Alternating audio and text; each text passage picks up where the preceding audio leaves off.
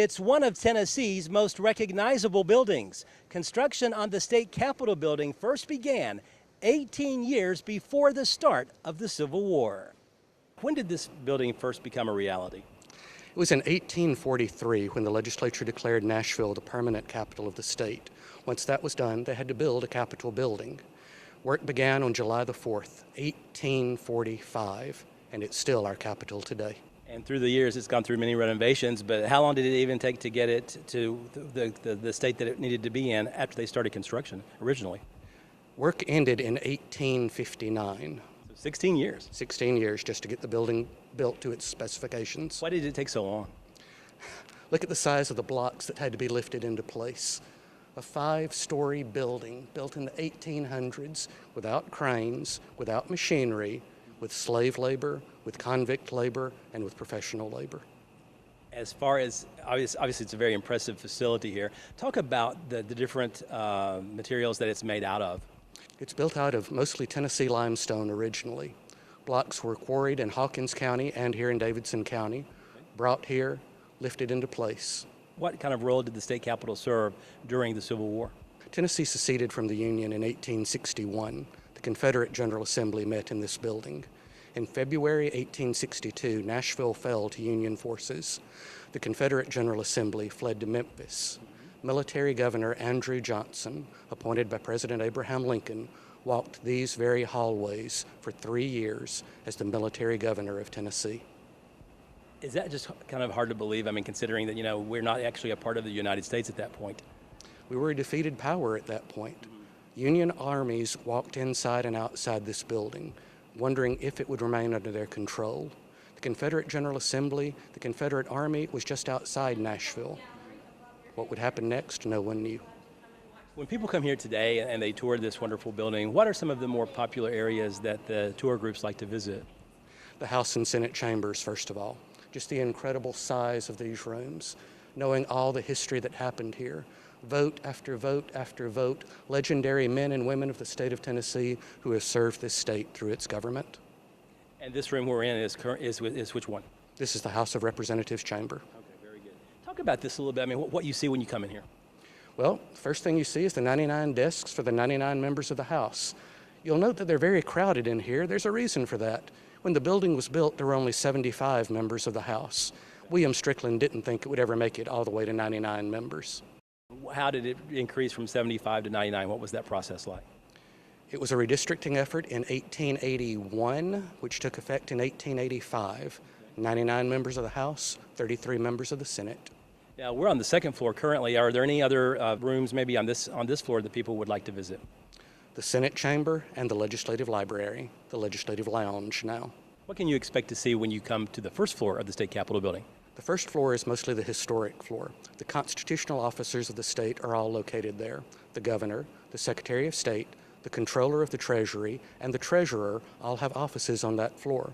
Also, the courts of Tennessee were originally located on that floor before they got their own building in the 1950s. When you come here for the first time, like if somebody's not ever visited before, and you guys probably hear feedback, I'm sure, what kinds of things do people say? They're amazed at the size of the building, how tall it is, how much has happened here, the sheer history of this incredible building. And currently it's under renovation. What are we doing outside right now? We are replacing most of the cupola, the flagpole at the very top, and the finial at the very top of the Capitol. All of that's being repaired, making it more beautiful, more structurally sound, more ready for the next 150 years. Is it pretty much under construction or renovation almost all the time? Yes. Work has never ended on this building and can never end. We've always got to get it ready for the next generation to use. What would you say maybe one of the most historic moments in this building has occurred, or maybe two, something like that? Anything come to mind? Everything. Just think, in this very chamber in August 1920, women throughout the United States gained the right to vote by one vote that happened in this chamber. In 1861, the men of this General Assembly voted to leave the Union they had joined back in 1796. In this chamber in 1865, African American men gained the right to vote. Because of that vote, Tennessee rejoined the Union 2 years before any other Confederate state. Tennessee was the last state to leave the Union, the first state to fall to Union forces, the first state to rejoin the Union. It says that we're a very practical state, a very pragmatic state. We understand the way that things are and the way that they need to be. We deal with one and we work toward the other. We have 3 presidents from this state. Are they all represented in the state capitol? We have portraits of all 3 presidents from the state of Tennessee on the first floor. President Polk and his wife Sarah are buried on the grounds of the Capitol at the northeast corner of the grounds. What is the most unusual use of this building? What most people don't know is that there are 2 people buried in the walls of the state capitol.